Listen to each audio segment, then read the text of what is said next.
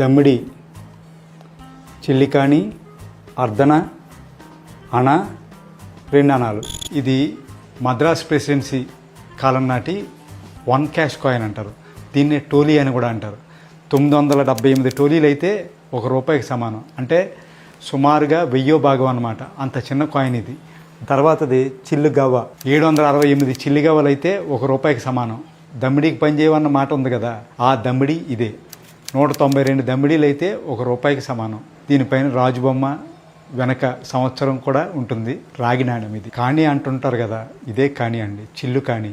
ఒకప్పుడు చిన్నపిల్లలకి మొలలో కట్టి ఉంచేవారు. బ్రిటిష్ కాలం నాటిది ఇది. రాగితో తయారు చేసేవారు. 64 కాణీలు అయితే ₹1. అర్ధన అన్నాను కదా, ఇదే. ఇట్లాంటి 2 అర్ధనాలు కలిపితే 1 అణ. ఇదే ఆ అణ.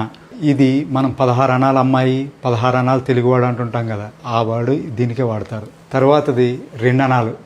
బంగారాన్ని, వెండిని కొలిసేటప్పుడు 2 అణాలు ఎత్తు అంటుంటారు. ఆ 2 అణాలు ఎత్తు అంటే ఇది.